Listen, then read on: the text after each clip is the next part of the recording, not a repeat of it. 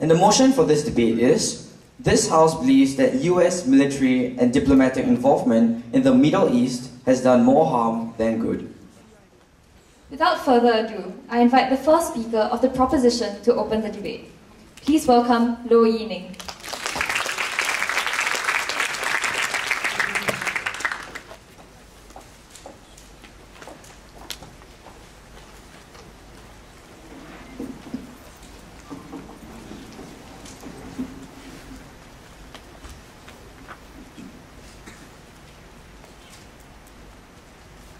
Shalom, salam, peace. This is something that the Middle East has rarely seen, thanks to the intervention of our American friends. US involvement has resulted in a destabilized, exploited, conflicted, and extremist Middle East, and on proposition, we certainly believe that US involvement has done more harm than good. Let's take a look at the definitions for today's debate. The Middle East is a region that encompasses the majority of Western Asia and Egypt. This includes countries like Iran, Israel, Iraq, and Afghanistan. These are generally Arabic Islamic states, with the exception of Israel. They are the main source of oil, with the majority of OPEC countries located in this region. And the US is a sole superpower, with the veto in the United Nations Security Council. They have the most powerful military in the world, with the largest aircraft carrier fleet and one of the largest nuclear stockpiles. American foreign policy towards the Middle East during the Cold War was driven by a desire to eliminate any communist threat, and since the 21st century, the US has been focused on waging a war on terror. It has also been influenced heavily by special interest groups such as the pro-Israel Jewish lobby group in Congress. Diplomatic involvement refers to the American imposition of influence at the level of politics and Middle Eastern governments done through means such as regime support and political patronage.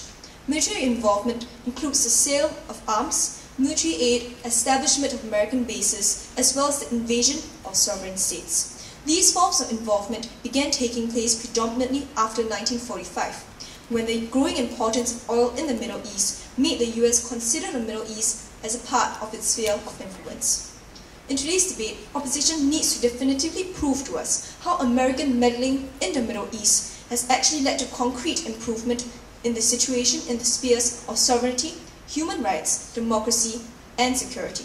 Furthermore, today's evaluative debate must look at the broad trends in the Middle East, and the opposition cannot point to singular examples as a trend of US success. We on Proposition will show you how US involvement has harmed the Middle East through these 5 arguments. Firstly, the loss of sovereignty.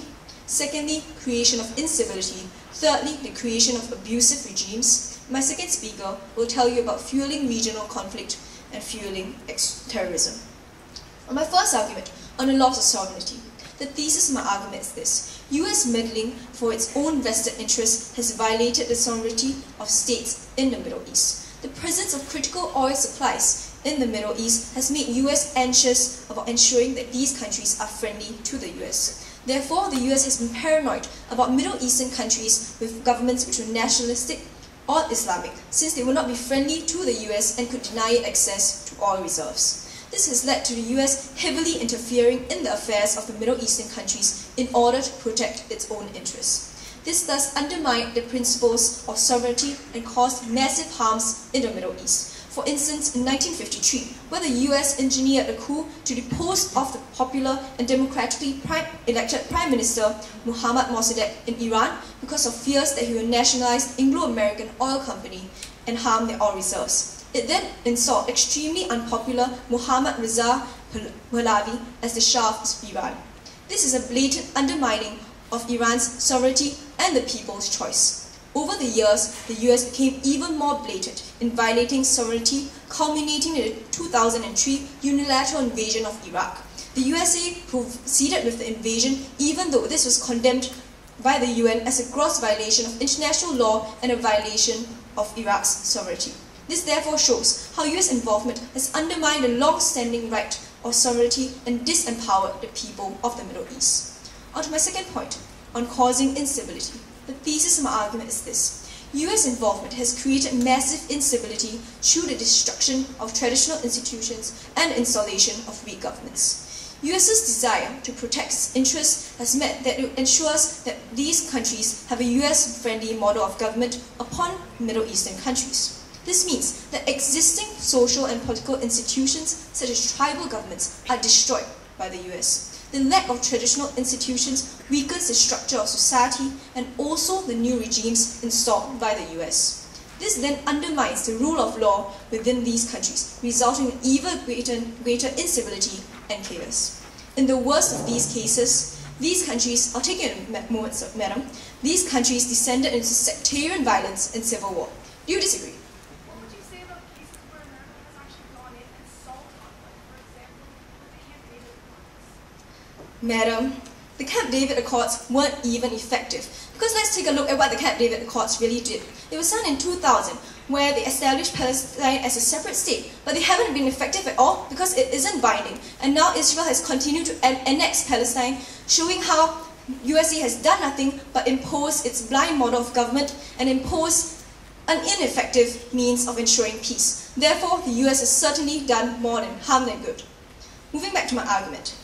This then undermines the rule of law, resulting in chaos and instability. For instance, the US invasion of Afghanistan in 2001 resulted in US undermining the traditional powers of the Grand Tribal Council by stripping it of its authority and imposing US crony Hamid Karzai as the new president.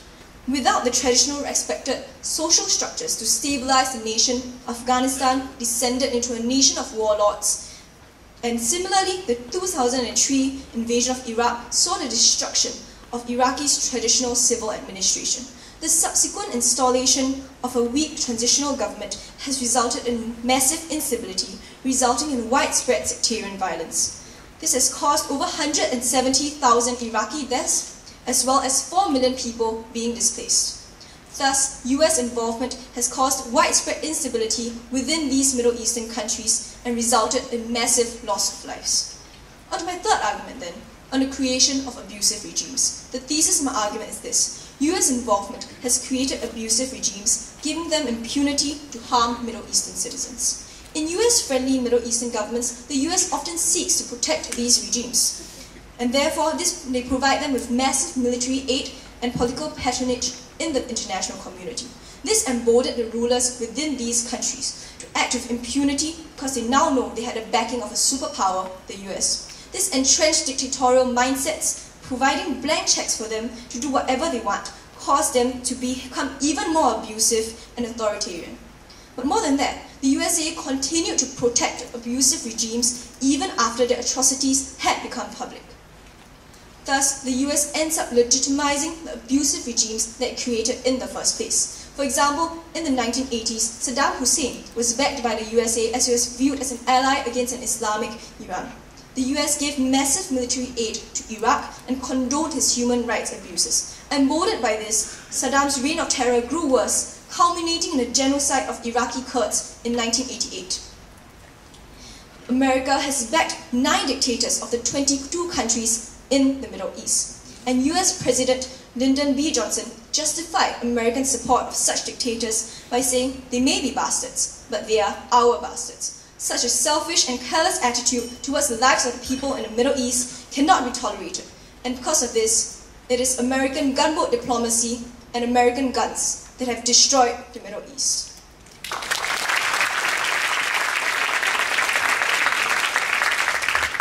Speaker spoke for 8 minutes and 11 seconds.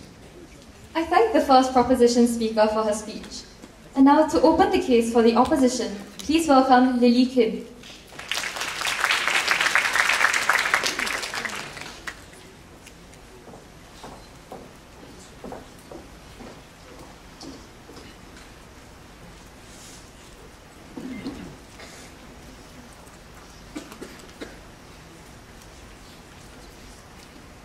The media has done an excellent job at painting a negative picture of US involvement in the Middle East. Their involvement has not been perfect, but on side opposition we believe that their involvement has instilled social change, prevented conflict, and avoided nuclear escalation. And on this basis, we are so proud to oppose resolution today. Now, inside opposition, we think we are going to win this debate today if we prove that the Middle East would be worse off without military and diplomatic involvement by the USA, and that the USA, the Middle East, and the rest of the world has benefited from US involvement in the Middle East. Now, our stance on side opposition is the following.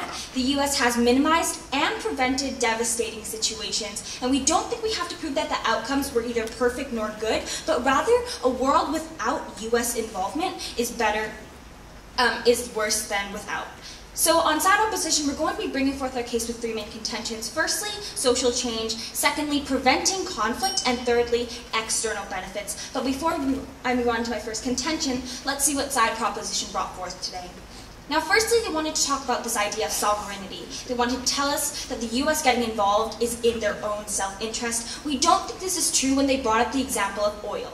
We think that actually 90% of the oil in the Middle East is actually exported to countries like China, and in the fact that USA imports from Canada. So we don't think this example of self-interest actually stands. And also, they talked about America being selfish and always imposing their ideologies on these certain countries. We actually see that when there was a civil war in Syria and refugees from Syria fled to Jordan, and Jordan did not have the capacity to take in these refugees, we saw that the US actually helped Jordan out. We don't see that this is self-motivation, but they do have good ideologies. They do have the good stance on helping other people, right? Now, they also talked about instability and how they impose on countries such as Iraq. Yes, we do see they imposed, but in the end, they got rid of the dictator Saddam Hussein, and without the involvement of the US, we think that Iraq would be in a much worse state than they would have been with Saddam Hussein. So we think that that actually neutralizes the imposition that they're trying to say that happened. Let's go into my first point about why social change is good. Democratically governed nations are more likely to secure peace, deter aggression, protect their citizens, combat international terrorism and crime, and uphold human rights. This happens because the leader of a democracy must be representative of their people, and therefore the citizens will be more cooperative and productive. We think that America as a country stands firmly for democracy, which they have consistently helped to implement and inspire in the Middle East, and on that basis, they've provided a benefit to these countries. They've done this on two levels. Firstly, ideologically. We think that the simple presence of America in the Middle East and the emphasis of their democratic ideologies has made the concept of democracy more tangible for citizens of corrupt regimes. For example, when America funded pro-democracy initiatives in Egypt with $1.75 billion in the year before the Arab Spring began and has continued to fund initiatives since, we think this is important because when America plants the seeds of democracy in the minds of the people, they recognize the merits and freedoms it provides. It then encourages them to reach for democracy as well, not at this moment. We see this attitude has led to the momentous uprisings in the Arab Springs, in Tunisia, in Egypt, Libya, Syria, where people are now demanding responsible government, and because now America has influence and not imposed. Now, we also think they do this by supporting fights for democracy. We think when citizens decide to take action, America has had that strong track record of aiding these countries whenever possible and helping them reach their goals swiftly. This military and diplomatic intervention has been effective in the past. For example, when Libya was in the midst of their uprising against Gaddafi, America organized no-fly zones and then rallied NATO troops for airstrikes against pro-Gaddafi forces. Now, we also think that America has actually improved something like women's rights, not at this moment. We think the US has influenced the Middle East a lot with ideologies regarding women's rights, in the example of Kuwait. As they were inspired by American ideologies of equality, we saw in 2009 they won the right to vote. Now let's go on to my second contention about preventing escalation of conflict. We think America's presence in the Middle East has ultimately been a barrier to nuclear proliferation and has prevented escalation in the region through several different tactics. Firstly, with this idea of reduction of nuclear power. We think America has used their negotiating power and ability to impose sanctions, to force nations in the Middle East, one moment, to scale down or abandon nuclear development programs. Wouldn't you agree? The only reason why countries like Israel have nuclear weapons is because the USA funded their nuclear program. Okay, even if that happened in the beginning, we think in the end, what US did was beneficial. Even if that happened at the beginning, we saw in the end the US involvement is better in the long run because we've seen more progress in these certain countries. We see in Libya, America placed sanctions on the Iranian government. Until 2003, Gaddafi was forced to renounce high-power missiles and nuclear weapons. We think this type of influence is very good on US's standpoint. But more recently, America and Iran made a similar agreement to reduce American sanctions imposed upon Iran, while Iran stops enriching uranium to the necessary levels for nuclear weapons. We think America's influence is good because now they have a strong stance on what they believe in, and now the Middle East countries are going to that stance as well. And also, we think that threats are enough, right? We see that in the past, America always had a very forceful military presence in the world and a reputation for action when deemed necessary. Because of this, countries are hesitant to create a reason for America to attack them. This gives America the unique ability to hold the threat of attack over heads of these countries in order to bring them to the negotiating table. A perfect example would be in the recent chemical weapons crisis in Syria. Just the threat of America striking in retaliation of the Assad regime. We think that because we say that without a world without US involvement is worse, that we are so firmly in opposition of this resolution. Thank you.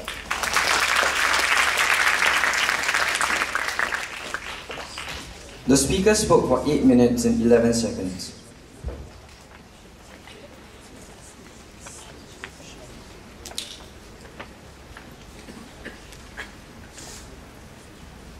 Thank you, Lily.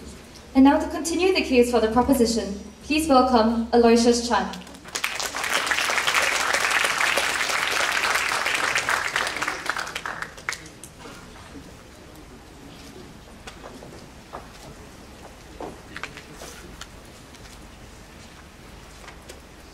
The fundamental flaw on the side of opposition was how all their arguments, never mind the emotional rhetoric and rather counterfactual vision of history that they presented, was based entirely on how the US was able to somehow reverse the harms that it had inflicted in earlier eras. But by then, it was already too late. The US had gone in, violated sovereignty, installed dictatorial regimes, and killed millions. It enabled the deaths of innocent civilians by the provision of arms, by the provision of nuclear proliferation, where we clash directly with their entire notion. But in the end, opposition was arguing on how they crippled nations beyond stability and repair, and hence inflicted harm. They focused on singular cases, but yet, as our side pinned on them, never demonstrated a concrete trend on how there was greater harm than good in the long run.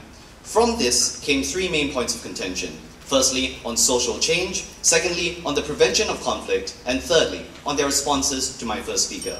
Onto the first area of clash on social change. They gave us a multi-tiered substantive on how America had enabled civilian movements in these Middle Eastern states. Firstly, in terms of rebel movements fighting for democracy. But let's pause for a moment and examine the need for these movements to arise in the first place. It's because America supported the dictatorial regimes that so punished the people in order to spur their anger and hence their uprising. And even then, they never provided too much concrete support, instead allowing these movements to flounder. We use their own example of Syria against them, how it was America that initially installed the Al-Assad dynasty in the first place, how it was America that stood idly by while chemical weapons were used. They next presented the argument on women's rights, how coercion from the side of America had somehow prompted countries to install reform with regard to gender representation in governments. On the first level, this is not true. It's an American imposition, and they didn't take into account the mentality of society. Because when you impose reform on a society that isn't ready for it, the reform can never last. We give you the example of Saudi Arabia, where coercion on the part of the United States to accord more rights to women has only resulted in further crackdowns on the rights of women, the harsher imposition of driving bans, the enforcement of these laws that are discriminatory against women. No, thank you.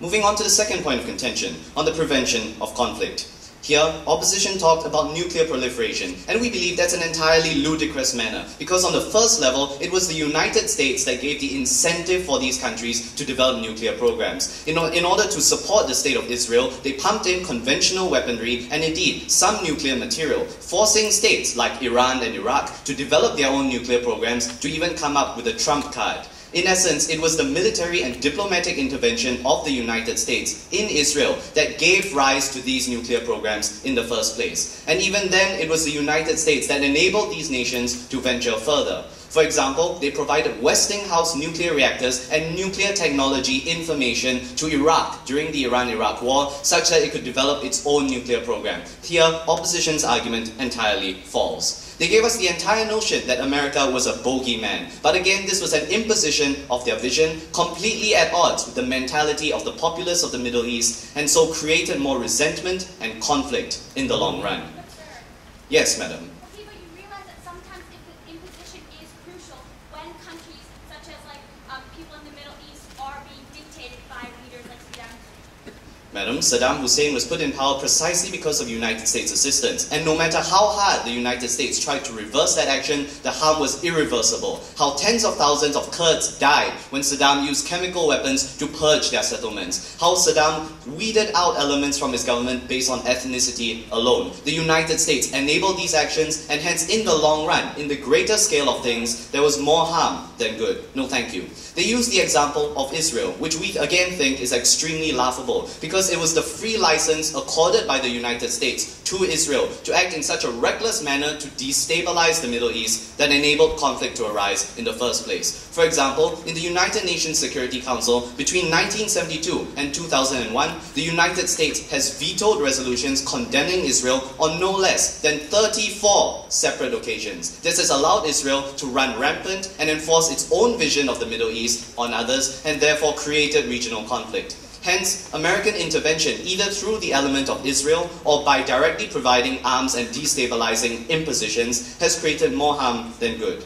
Now on to their responses to my first speaker, where they only took down the examples that she provided, but never the core logic of the substantives on sovereignty. How the United States was willing to overthrow democratic governments, like the Prime Minister of Iran, Mossadegh, in order to install autocratic regimes, such as the Shah of Iran, such as the Al Saud regime in Saudi Arabia, such as the Khalifa regime in Bahrain.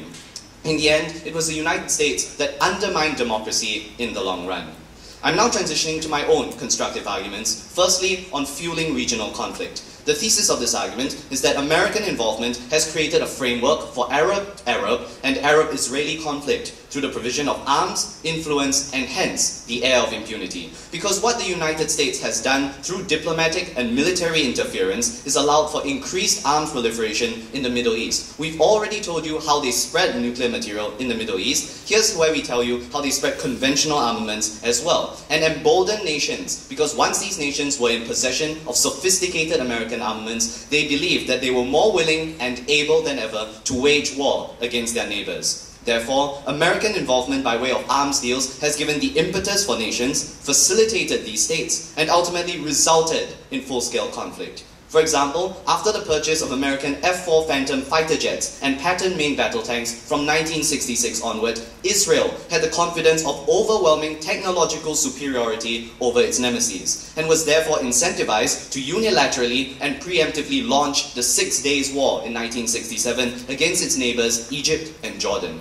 Moreover, throughout the 1980s, the United States sold munitions and indeed outright condoned the use of landmines and chemical weapons on both sides of the Iran-Iraq war. Indeed, this allowed for the exacerbation of bloodshed and directly contributing towards the death of 1.25 million people. Since 1945, the United States has been involved in over 70 Middle Eastern conflicts. And in this role, we see how US involvement has granted Middle Eastern states the capability and confidence to fight, hence increasing more harm than good. This brings me to my second argument on breeding terrorism. The thesis being that American military and diplomatic involvement has given rise to blowback from the Middle Eastern populace, breeding anger and hence manifesting in religious extremist fundamentalism. Because American intervention and participation through disruptive wars and forced regime changes has only resulted in resentment from the populace, especially where the key characteristics of their intervention are massive force, reckless disregard for civilian concerns, and over-aggression.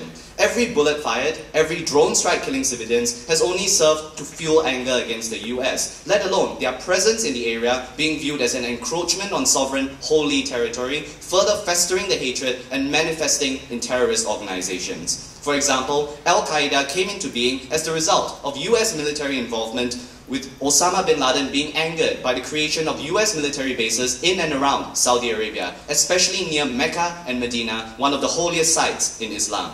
Furthermore, extremism has been facilitated by the US as the invasion of Iraq enabled Al-Qaeda to spread its influence. And hence we see the trend of how US involvement has sparked the growth of terrorism in the region, not just in Iraq, but also Yemen and Pakistan. Because in the final analysis, US guns and gunboat diplomacy killed and incurred more harm than good.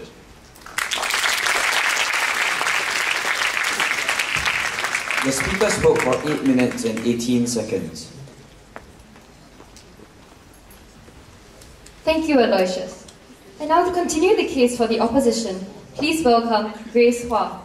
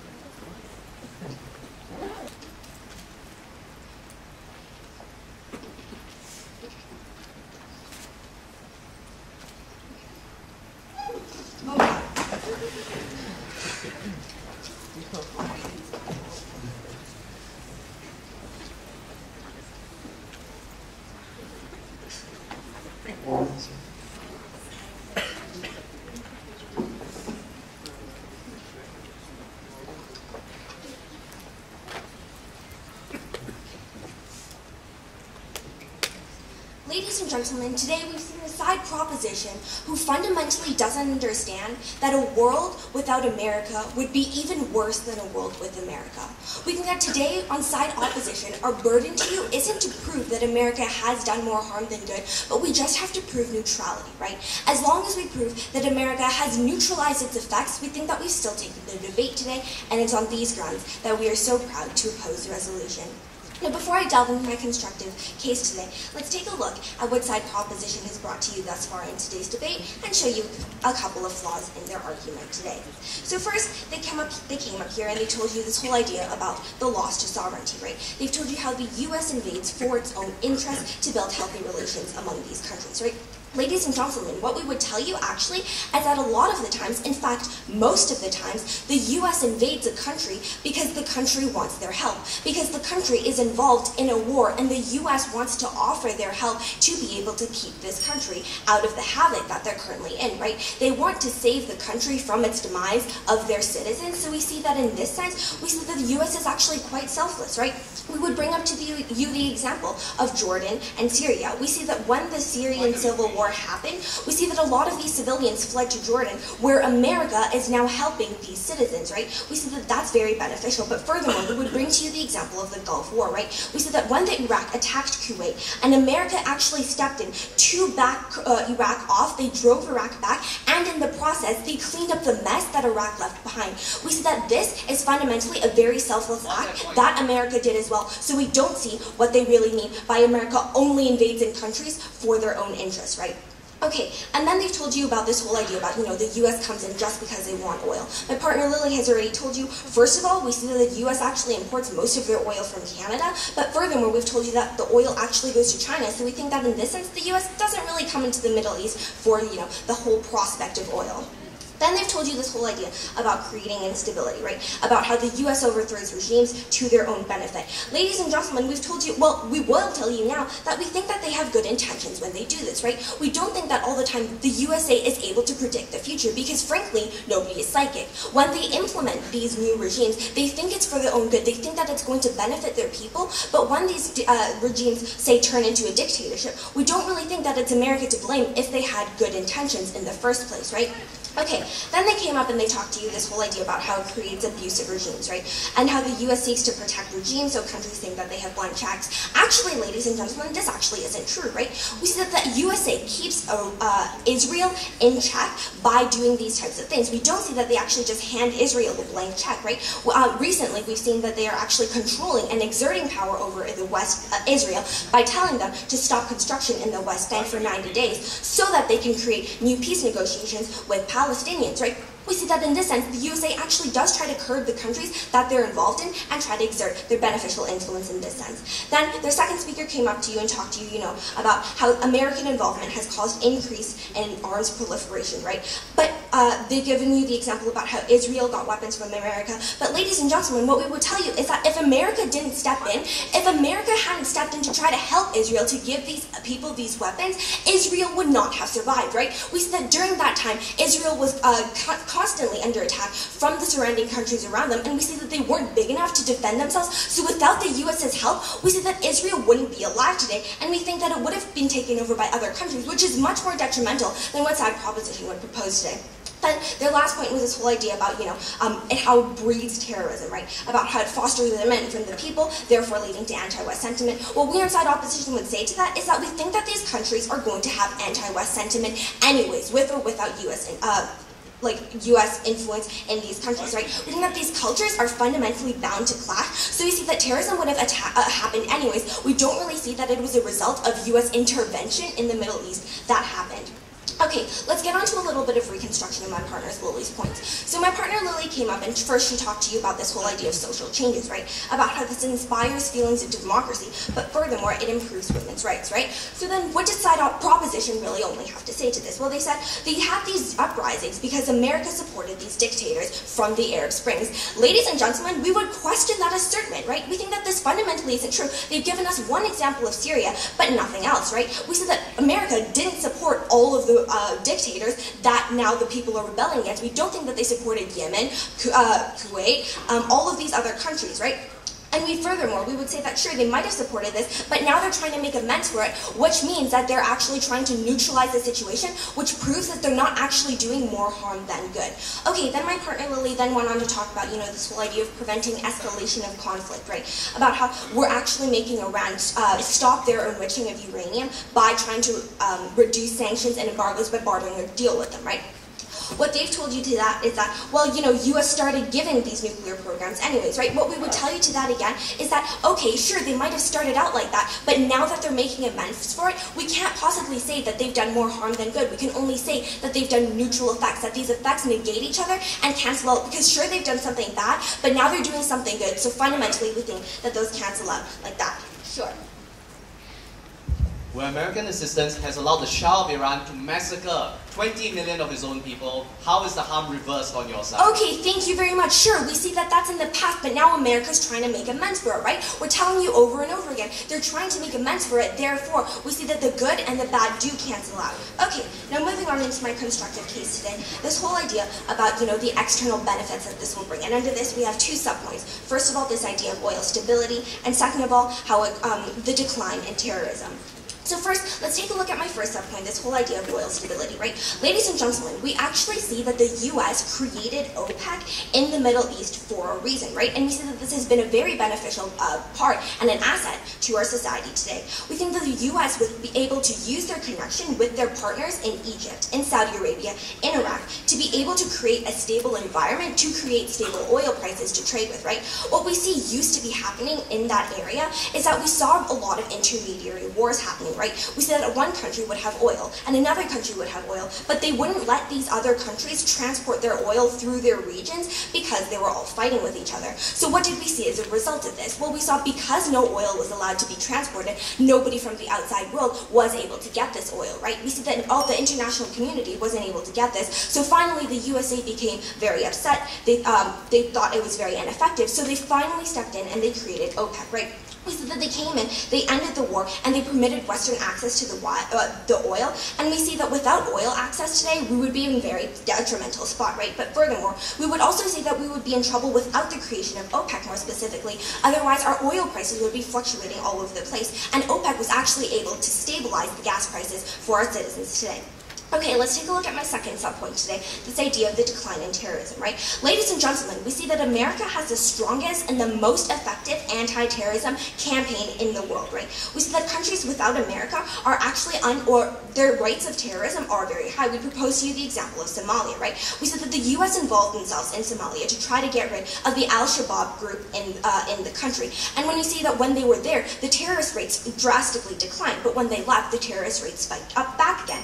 And we would say that after the assassination of Osama bin Laden, the USA was actually able to curb terrorism, and we see that the group Al-Qaeda actually hasn't had that much of an effect in society today. We saw that the world saw a 16% decline worldwide in terrorism, and a 65% decline in terrorism outside of Africa. And ladies and gentlemen, it's for all of the proposed reasons that we have side opposition have proposed thus far that we are so proud to oppose. Thank you.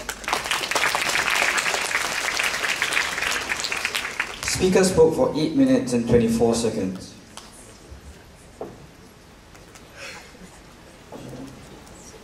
I thank the second opposition speaker for her speech. And now to continue the case for the proposition, please welcome Annette Yeo.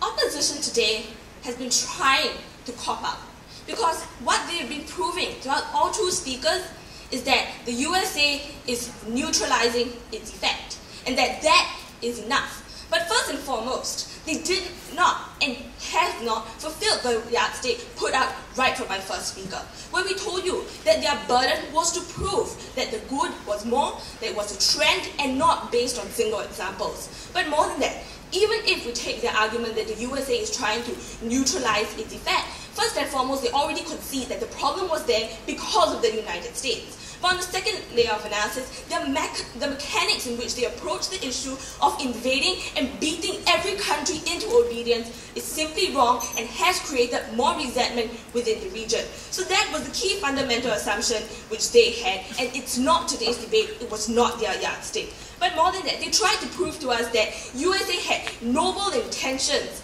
but we're not examining the intentions of what the USA had. We're examining the pure concrete effects on each and every single country within society and within Middle East, particularly for this debate. So therefore, intent, maybe it was noble, but it created even more harmful effects within these Middle Eastern countries, and that was something side opposition never once understood. So let's examine this debate in two main points of contention for today. Firstly, on what's best for the people within these Middle Eastern countries, and secondly, on what's best for the region. So now let's deal with the first point, what's best for these countries. Under this was our first substantive on the idea of sovereignty. And the only response we heard is they trying to cop out and try to give us a counter example. No, they get it from China. But first and foremost, when you examine these Middle Eastern countries like Libya, they already have oil companies. For example, HESCOP, which has significant stakes over oil companies within Libya. But that's the first layer of analysis. But more than that, they haven't tackled the key logic at all on how it undermines sovereignty, and this was something brought to you right from the get-go within my first speaker. They still haven't taken it down. But more than that, they then tried to tell us that as another counter example that the USA wanted to help these individuals that because these countries invited them.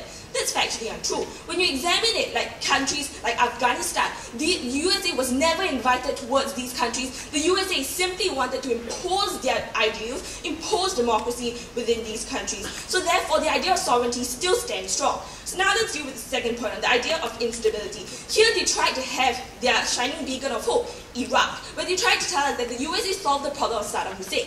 First and foremost, Saddam Hussein was emboldened to invade Kuwait because of the fact that he was emboldened by the previous war that just happened right before that, the Iran-Iraq war, whereby the US supported him to no end, and therefore he was emboldened to invade Iraq, Kuwait at the end of the day. But more than that, the US didn't actually get rid of Saddam Hussein, they merely kicked him out of the country, and he was still able to exercise his control because they did a half-hearted, half-baked job. So therefore it's even worse. But let's tell you why it's even worse in this case. Because the USA simply prolongs the conflict, because of the need to take into account the opinions of another third party. Now, because of the fact that the USA intervenes within the resolution between both countries, and now it prolongs the conflict because the USA's accounts and views also have to be taken into account at the end of the day. So therefore it merely prolongs the conflict within these countries. So now let's move on to the third idea on peace. where they tried to bring us their first multi-tiered substantive. On the first layer of analysis, where they tried to tell us about democracy, it's not true, because of the fact that the only reasons why dictatorships were there were because of the USA. But secondly, on the idea of women's rights, it's actually not true, because it actually fuels extremism in a context where countries are already not ready for such a change within their particular society. For example, Osama bin Laden, within his 2 fatwas, called for jihadist overthrow of the West because of the fact that he was unhappy that during the Cold War, the USA, I'll take you in a minute, madam, funded countries like Egypt, and therefore they were unhappy, and that is why it fuels extremism and it leads to even more crackdown at the end of the day. Yes, madam. Okay, but you're talking about what happened at the very beginning. What about when the U.S. was involved and then created like mediation and conflict stability? Madam, the only example that you have not brought to us was Camp David. But first and foremost, Camp David was not binding and the conflict still exists. But if they want to talk about other examples, for example, like the Oslo Accords, it was engineered in a way which was particularly favorable to Israel because of the fact that the USA knew that Israel was a strong ally. So therefore, in any case which they didn't want to bring to us, the USA always sided with their own allies, even within the Oslo Accords, whereby there was no enforcement mechanism, and it also gave economic benefits towards Israel. So therefore, there was no peace and there was no negotiation. So therefore, that's even worse. But then the only example was Libya and the no-fly zone. But you examine why Gaddafi was there in the first place was because the USA propped him up as well. He is one of the 9 dictators within the Middle Eastern countries that the USA propped up, and that's why it's even worse. So now let's move on to her substantive, which she tried to bring to us the idea of stability and Kuwait and OPEC. First and foremost, the USA didn't start OPEC. It was countries like Kuwait, countries like Venezuela who took the initiative to start these things. But more than that, within her own substantive, she conceded to us that the West were the countries who are benefiting from these oil exports, when she told us that countries like the USA now have access to these oil. But in her first speaker, she told us that the USA gets most of the exports from China and Canada. So therefore, it contradicts their own case, and she actually concedes. But more than that, let's give you additional reasons for why it's actually better on our side. Because what happens is that it's worse on opposition because you create this over-dependence on oil. And what happens is that the entire Middle Eastern region is now over-dependent on oil towards their economy, and that's why it's even worse. So now let's move on to the second big point of contention on what's best for the region. And this was our third substantive on dictatorship, which was completely dropped by opposition. But then they tried to tell us that, oh, now they're trying to control Israel. That's fundamentally not true and flies in the face of reality. For example, between 1972 to 2001, the USA vetoed 34 resolutions against Israel within the UNSC itself. So therefore, this clearly shows that the USA is still trying to protect these individuals, is still trying to protect these countries. So now let's move on to the second idea of terrorism, which directly clashes with our speaker's substantive. But first and foremost, they just told us that the USA is trying to work to stop it. That already concedes that the USA created terrorism in the first place. But more than that, it actually hasn't stopped, because when you listen to her substantive, she tried to tell us that the Al-Qaeda has no effect. But that's fundamentally not true. 9/11 was started precisely because of the Al-Qaeda and the kinds of extremism that it was fueling. But more than that, on the second idea, she tried to bring us her substantive on nuclear proliferation. First and foremost, they funded it. For example, in 2010, 2.775 billion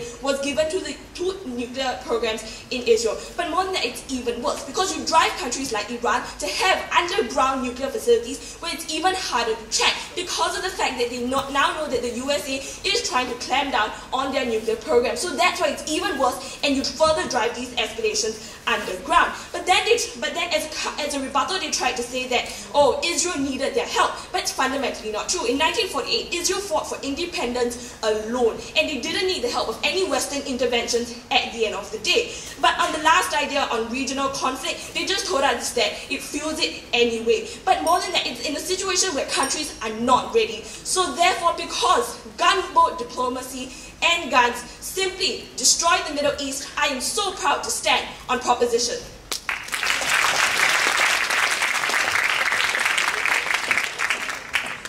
Speaker spoke for 8 minutes and 12 seconds.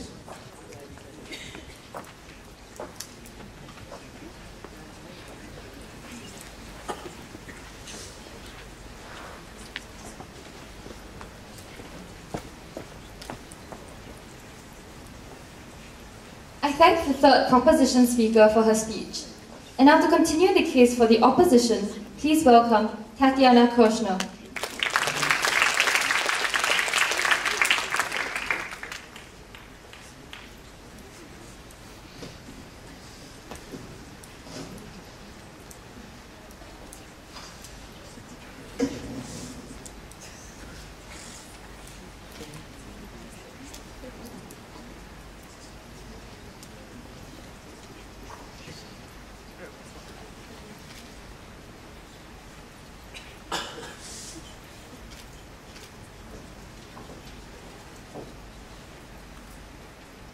Today, we have seen a side proposition that fundamentally misunderstands the fact that the Middle East is the most volatile region in the world. They misunderstand the fact that there's no one-size-fits-all solution, that every single scenario requires different action, and that action has to be taken to prevent conflict. Whether the harms come later, we think preventing conflict at the time when it happens is the ultimate priority. We think that's something that America has continually done in the past, and that's why we're so proud to oppose today's resolution. So before, I'm going to be summarizing this debate through three main themes. We're going to be looking first at a few contentious examples that we're kind of arguing over which side of the case they fall on. Then we're going to really look at social change and what's really happened there. And then we're going to look at this idea of conflict and stability, which we think is the most massive clash in today's debate. So first, let's just look at a few examples. Now, we brought up this idea of the Camp David Accords. And what they told us in return is the Camp David Accords weren't really effective and they favored Israel. The first thing we would say is that 5 consecutive wars occurred, ladies and gentlemen. This is conflict that lasts for several years, right? We think that it's not beneficial to that region when there's constant fighting, when they don't have the chance to develop, when people are dying, when people are being hurt constantly. We think that when America is able to provide that reprieve and stop the conflict, even for a short period of time, though we see it has lasted longer, we think that that is a benefit. We think that's something that they need to address. Okay, secondly, let's look at this idea of Israel. Now, what they've told you is that America is basically funding Israel, allowing them to be oppressive, and making a unfair regime in the Middle East, and that's not good. We have a few responses to this. The first we would say is, what does side proposition define as good? Because we think keeping Israel from getting completely blown up, ladies and gentlemen, is good. We think that in one situation where we don't support Israel, Israel does get blown up, right? Israel no longer exists. There's still conflict in the region. We now don't even have a democratic state in there to balance things out. We don't even have any form of Western influence to help mediate there. All we have is a blown up state with Palestine right beside it, now oppressing those people in Israel, okay? We think that in the status quo, what we do is we provide the best solution. We think that's what we really need to prove on side opposition. We think that when America is able to keep Israel surviving and give them nuclear weapons, which they tried to justify was a bad thing, we think that that's something they need to prevent being attacked with other nuclear weapons because of the principles of assured mutual destruction. We think that when they can do this and still moderate Israel, right? Still make them stop doing construction on the West Bank and Gaza like they did for 90 days. We think that when they do that, this is fundamentally a good thing, right? So we think this really does fall on our case because they're failing to recognize that a dead state or an alive state that we can moderate are not the same thing, right? Okay, so then let's look at this idea of social change. Now, our first speaker got up and told you about democracy, and we told you that American presence is essentially allowing the seeds of democracy to be planted, right? First of all, we're funding democratic regimes there, but we're also funding democratic ideologies, right? All the aid that we give to these countries is used to promote democratic ties. It's democratic programs, right? The response they told you to this is America actually instates dictators. And what we would say to that is this isn't true in all cases, right? We think that this is a case where they are not proving the trend, they're proving the rarity, right? We think that in Libya, America went in and they prevented the dictator, or they helped get rid of the dictator, right? They imposed no-fly zones. They helped make that conflict end faster. And we think that's another thing. They helped the conflict end faster. In the cases where America has potentially helped instate a dictator, they did it because at the time there was conflict in that region. And they recognized that having a stable government, while not necessarily a fair government, would be better for the region at that time than having no government at all, right? They recognized that even having a totalitarian regime is better than having no government because there's constant fighting, the war continues, and nothing can ever progress. We think that in these cases, while installing dictators is not a good thing, it's justified. But we think that when the dictators got out of control, America is now acting and America is getting them out of power, ladies and gentlemen. We think that this is a case where you need one solution at one point in time and another solution at the other point in time. We can't really expect America to look 50 years into the future and say, that's what we need to do, ladies and gentlemen. We don't think even America is that brilliant. Okay, and then we told you about women's rights, and they told you, well, it didn't really work in Saudi Arabia. It's actually just oppressing them more. Actually, we'd see that in the 2015 elections, women are going to be allowed to run. Women are going to be allowed to vote. We think this is fantastic. We also told you that this is a similar situation in Kuwait, right? These women are now getting the right to vote. We think this is because they're allied with America, ladies and gentlemen, and America can bring these ideas to them and make the people realize that they can achieve these rights. Okay, so with that, let's get into the biggest thing of conflict. Now, they told us about nuclear weapons, and what we told you is that America is actually helping remove nuclear weapons from situations. And the response they gave you is, well, they gave them to Israel. They gave them to some regimes, and that's really bad. We would say that the reason they gave them to Israel is to keep Israel afloat, right? I already explained this to you. But we would say that what they have effectively done is they've made sure that regions that need nuclear weapons to survive so that they aren't blown up by other nuclear weapons get those weapons. But they've also made sure that regions that would be the most likely to use the weapons and regions that would be the most volatile if they had access to these weapons aren't getting those weapons, right? The recent settlement with Iran this Sunday proves that, ladies and gentlemen. They are no longer able to enrich uranium to the grade, I'll take you in a moment, where they can make nuclear weapons. We think that's pretty great, ladies and gentlemen. Yeah. Due to the point that it further drives countries like Iran to have underground testing, which makes it even worse to check. Okay, we think that they're telling us, oh, they're going to do it secretly and that's a bad thing. We think that you either do it secretly and probably don't succeed because America's checking up on you and has sanctions and you now have no political power, or you do it in the open and actually succeed and blow up a bunch of countries. Which would you rather have, ladies and gentlemen? We're with Side America on this. We don't care if they're doing it underground because we think it's pretty hard to do, ladies and gentlemen. That's why Iran is getting so much pressure. Okay, so on to this idea of like regional conflict. They told us we're like fueling regional conflict and we're essentially creating terrorism. They said that when we went into Afghanistan, we created, you know, a bunch of terrorists and that's a bad thing. We like funded Osama bin Laden. The first thing we would say is America didn't like create terrorism, ladies and gentlemen. Terrorism always existed in that region. The second thing we would say is the conflict between those cultures will always exist, right? Terrorists exist to oppose Western ideology and to be extreme against it, right? We think whether or not America goes in and does something about it, these countries are still going to want to kill America, ladies and gentlemen. We don't think they're necessarily like making it worse. Finally, we told you that when we killed Osama bin Laden, world terrorism has gone down, right? We told you that in regions like Somalia, where America was present, it prevented terrorism from being on the rise. But when America leaves, and that's our ultimate burden, when America is not in the Middle East, it's worse. The terrorism comes back. Okay, let's look at this idea of mediation. So they told us that America's like strengthening their allies and allowing them to be actively abusive. And we told you that we think that they strengthen their allies because their allies will die. We think that countries have a right to strengthen their allies and help people, ladies and gentlemen. We think keeping states afloat is a good thing. We think that if you can prevent conflict, that's a good thing. Okay, and then they told us they installed dictators. What we would say is when they installed dictators, and they gave us the example of funding Hussein, we would say that at that time it was between a ruler of Iraq and Iran, right? America did not want that tension in the Middle East. America did not want the conflict. So what they did is they funded one side. This is a natural reaction, ladies and gentlemen, because when you fund one side, you enable them to end the war quicker, right? You enable that conflict to disappear. We think it's unfortunate that Saddam Hussein turned out to be a dictator, but we think that America did go in and correct that, right? We think that America did start a war to stop that, and we think that America ultimately helped implement a better system of governance there. And then finally, they give us this idea of like, they're impeding sovereignty, and that's not great. And we told you that they have to do this in some cases because war just isn't good. We told you that when war breaks out between countries, and Lily did excellent analysis on this, when war breaks out between countries in that region, it's not going to stop, right? It's going to escalate. It's going to become ingrained in that culture, and unfortunately, that's not something that we can allow because this is the most volatile region of the world, ladies and gentlemen. And because we understand that, we think that we've taken today's debate. Thank you.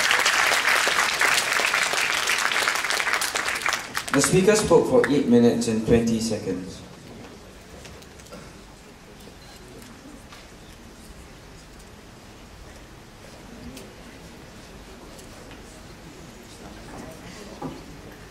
I thank the third opposition speaker for her speech. Ladies and gentlemen, we will now move to the team's 4-minute concluding reply speeches. To deliver the opposition's reply speech, please welcome Grace Hua.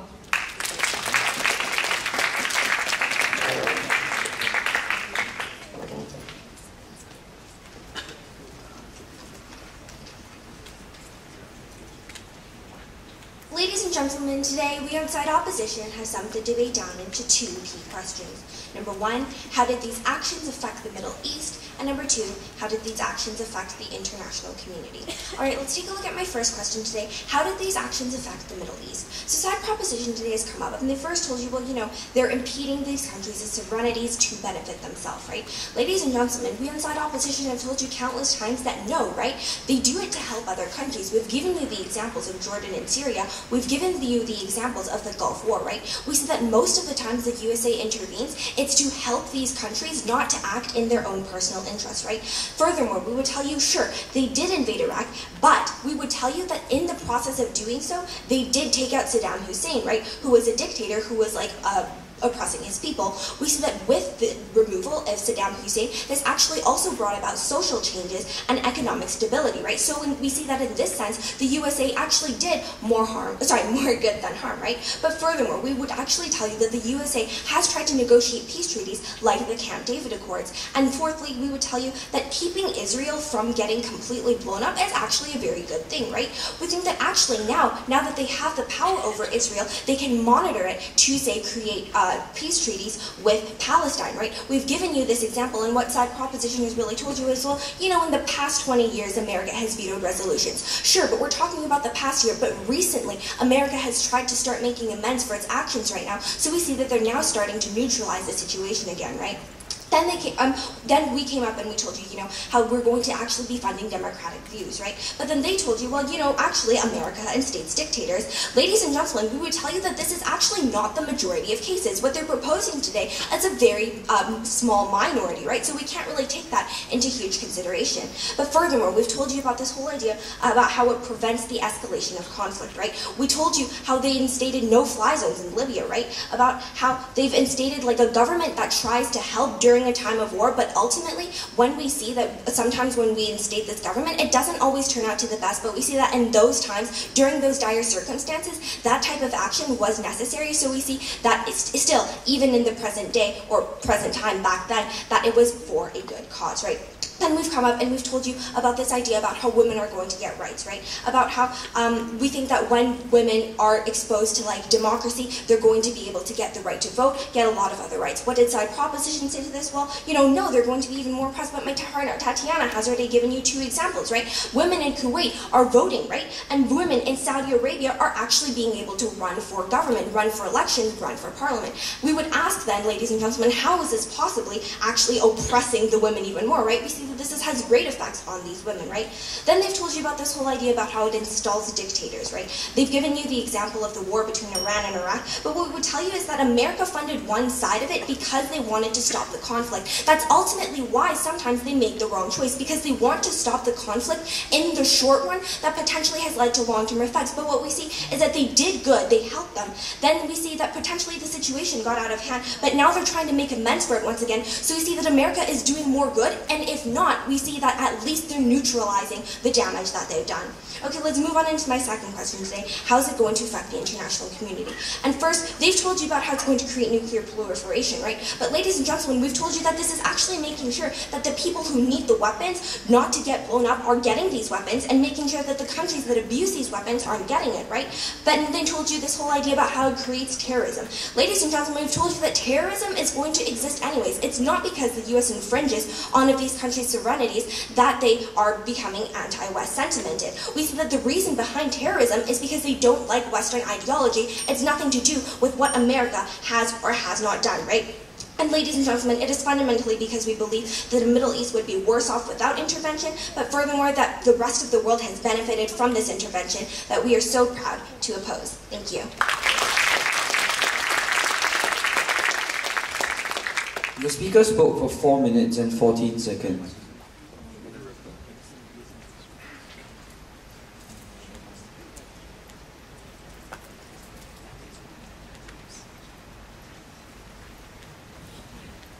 And now, to conclude the case for proposition and the debate as a whole, please welcome Aloysius Chan.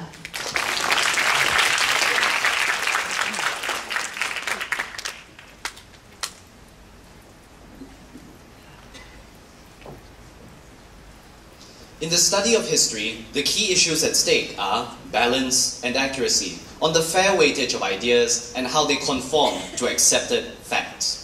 Opposition gave us a very example-driven stance on how the United States merely neutralized harms. Never mind that lives had already been lost, never mind that long-term structural flaws as a result of United States intervention persisted to the present day. And indeed, in their third and reply speakers, they gradually shifted their stance away from neutrality to suddenly more good than harm. Even then, that was never the case. Rather, proposition recognized that when all had been said and done, there was far more harm than good that had been done. From this came two key areas of clash. Firstly, on what was best for the people, the denizens of the Middle East living on the ground. And secondly, on what was best for Middle Eastern security in terms of regional stability as well as on the international community as a whole. Onto the first area of clash, on what was best for the people. At its core, American intervention has derailed the lives of people on the ground. Yet opposition gave us argumentation here on how America somehow fostered social change in terms of supporting rebels and halting the spread of nuclear proliferation. Yet they never told us how the imposition of social change in areas such as women's rights would alter the mindsets of people in the long run, how it instead built resentment against women and persisted in patriarchal societies, how Saudi Arabia, in the face of United States condemnation, instead cracked down on its women's rights, how this imposition triggered the revulsion of the people. They gave a counterfactual vision of how the Middle Eastern nuclear programs developed, when it was in fact the USA that gave firstly the impetus for nuclearization by arming Israel to the teeth and forcing other states into a trump card, and how they actually exacerbated it, how Saddam Hussein and the Shah of Iran gleefully accepted fissile material from Uncle Sam. Here's where our own substantives came in, where we demonstrated consistently how the trend of American intervention has almost always given rise to gross violations of sovereignty in the governments of 9 out of 20 Middle Eastern states, overthrowing lawfully elected governments like that of Mossadegh, and according carte blanche to abusive regimes like the Mubarak and Saddam governments, like the Al-Saud, Khalifa and Al-Assad dynasties, how these autocrats callously massacred their own people with the endorsement of the United States. Opposition never disproved how, at this domestic level, United States action entrenched conflict and killed millions.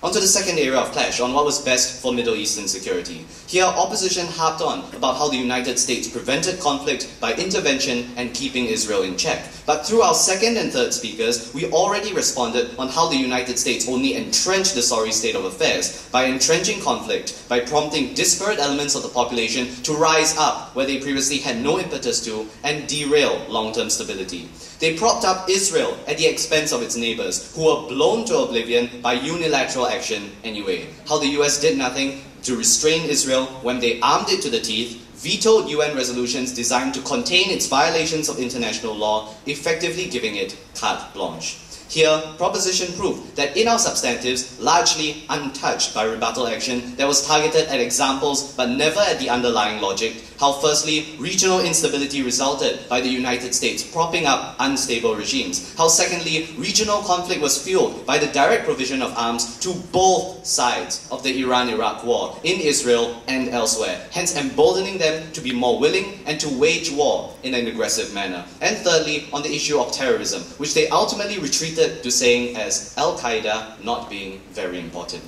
In the end, opposition committed the strategic error of narrowing the logic and scope of examples. How all of this came late in their third speaker, and by then it was too late. Because at the end of today's debate, opposition fundamentally failed to proposition definitively proved that more harm than good had been done. How the people of the Middle East could never again say, Shalom, Salam, peace.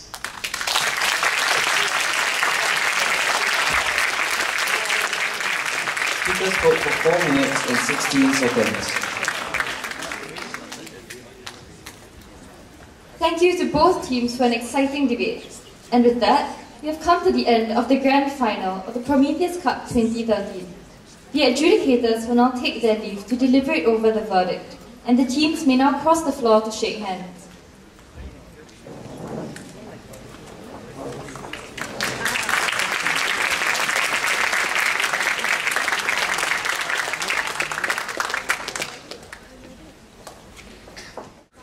We will now be handing over the time to our chief adjudicator, Mr. Mark Gabriel, to present the panel's views on the debate. Mr. Gabriel, please.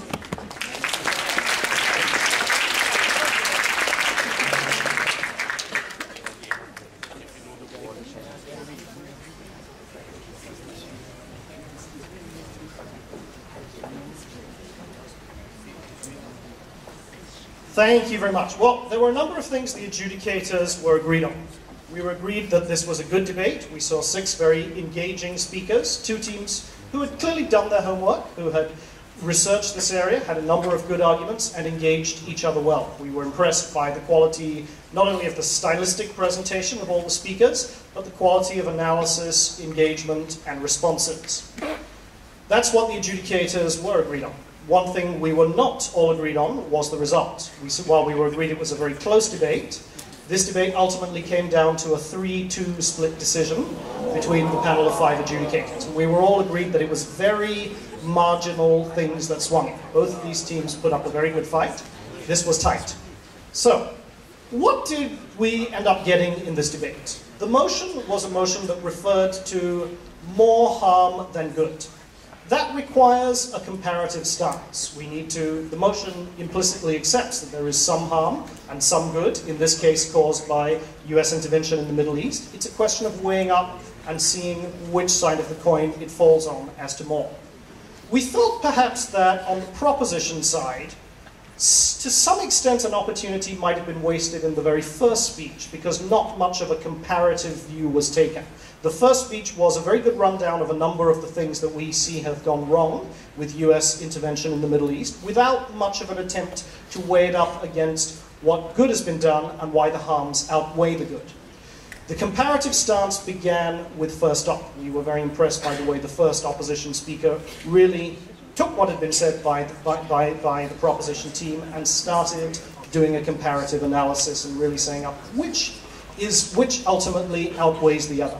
And from that point onwards, the debate continued in that vein. We started to get some quite good comparative analysis as the debate went on.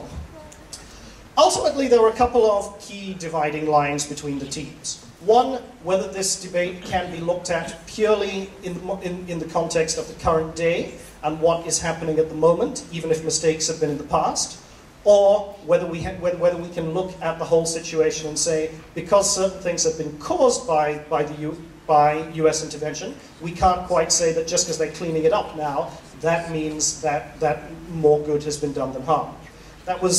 Those were different stances the teams took, which started to get tested against each other as the debate went on. We also had the whole idea of intentions versus effects. We were told at certain points by the opposition that, well, maybe things didn't quite work out, but the US didn't have a crystal ball. They couldn't see exactly what was going to happen. Their intentions were good, and at least some good was done at the time, even if it did lead to other unforeseen long-term problems. And in the end, it became a question of which team had done the better job of pushing forward their stance all the way through. There were a couple of interesting areas of argument which came up earlier on in the debate, which we were slightly disappointed to see disappeared. We had the whole argument in the first proposition speech that much of the motivation, while it seems altruistic, is really related to the US getting its hands on oil resources. We also had an interesting argument coming out of the opposition case about how US intervention has started to stabilize oil prices worldwide through the creation of OPEC and other things. And these arguments came up. We didn't really hear any response to them from the other team, but neither did the team who brought them up continue to push them forward and continue to assert them. They just died a little bit in the debate. So there's a couple of things that could have continued to make the debate a little bit more interesting all the way through, but both teams were guilty of that to a certain extent, so in the end, it cancelled each other out. In the end, I think what the judges felt was that we were very impressed on the proposition side with the quality of some of their analysis, the way that they were able to analyze their examples and integrate them into their arguments. We were very impressed on the opposition side with their ability to really clearly pick out some of the key strategic issues in the debate and focus on them. So it was to a certain extent weighing up as to one team that was perhaps a little stronger on content, another team that was perhaps a little stronger on strategy. And that makes it difficult for the judges to determine which team won the debate. It was a very narrow weighing up. All the judges had to decide which of the issues and which of the stances the teams had made had been just a little bit more significant by the end of the debate. And while we were not unanimous on that, we did in the end come to a 3-2 decision that one team had very narrowly won. But it was a very good debate from both teams. Well done. Hope you enjoyed the final, but I will leave it to the MCs to tell you which team has won.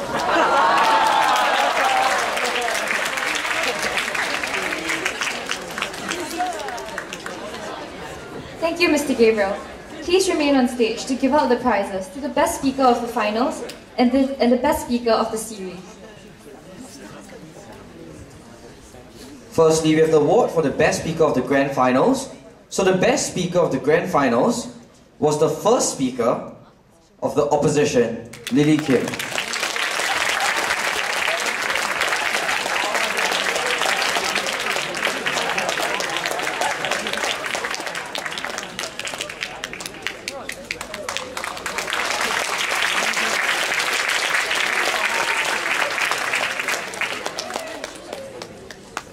Next, we have the award for the best speaker of the series.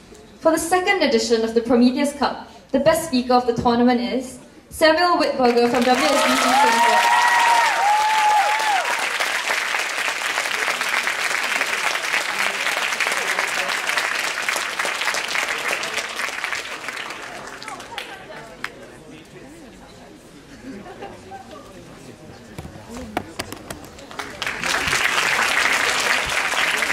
Thank you, Mr. Gabriel.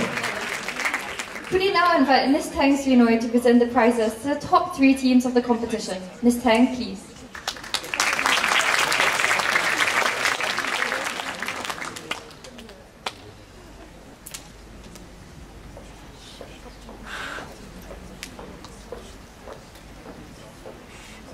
But before we announce the champions of Prometheus Cup 2013, we will first be presenting the prizes to the second runners-up of this year's edition. The second runners-up team is the one from Nanyang Girls High School. Please invite Nanyang Girls High School to come down to receive their trophies. Thank you.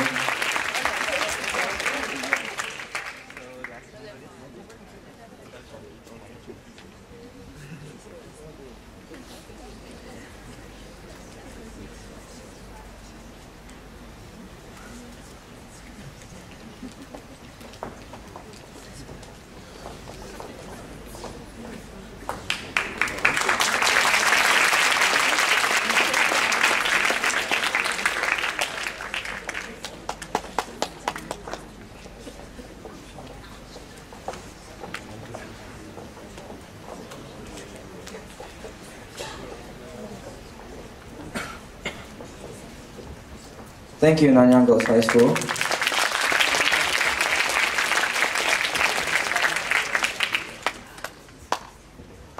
The time has come to announce the result of the grand final of Prometheus Cup 2013.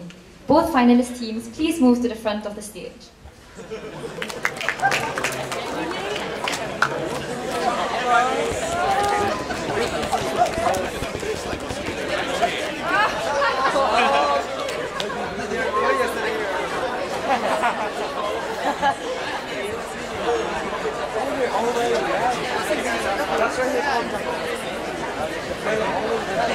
And the champion team of the grand finals of the Prometheus Cup 2013 is Anglo-Chinese Junior College.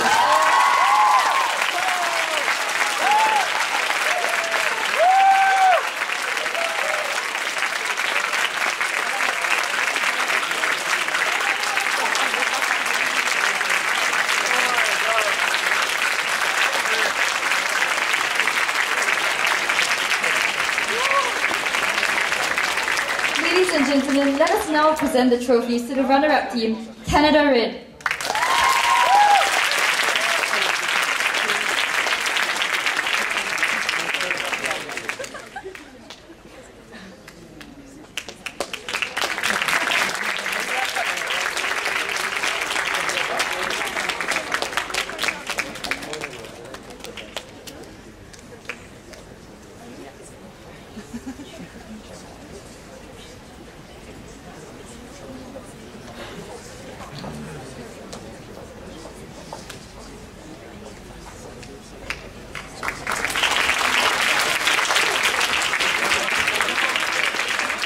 And now a quick reminder that the champion team will be receiving $2,000 in cash, the first runners-up will be receiving $1,500, the second runner-up will be receiving $1,000, Best Speaker Series $250, Best Speaker Finals $250 as well. And now, let us put our hands together once again for the champion team of Prometheus Cup 2013.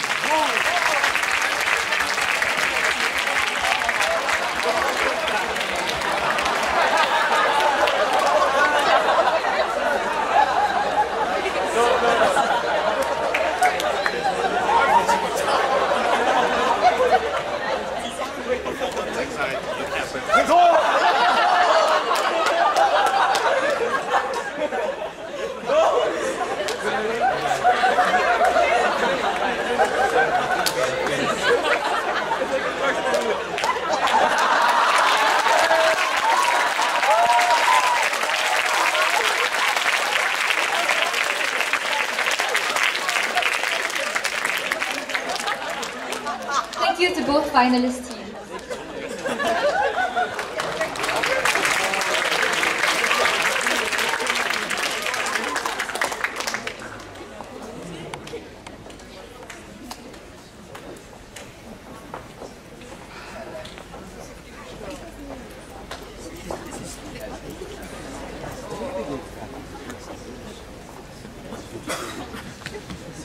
Ladies and gentlemen, we have now come to the end of Prometheus Cup 2013. On behalf of the organising committee, we would like to say a big thank you to everyone who has been part of Prometheus Cup 2013 in one way or another, especially the participants who have made this tournament possible. Once again, we would like to thank Dr. Stanley Lai for his generous sponsorship of the prizes for Prometheus Cup. But before we leave for lunch in the reception area, our very own school mascot Griffles is at the front of the stage, so if you want to take a few photos with him, here's your chance. Also, everyone should be outside the PAC by 1:15 PM for photo taking later on, and in the event of wet weather, meet at the amphitheatre where tea break is often served. All guests may leave their belongings in the PAC during lunch, but do remember to retrieve them before photo taking. Thank you, and we hope once again that you have had a great tournament. Thank you.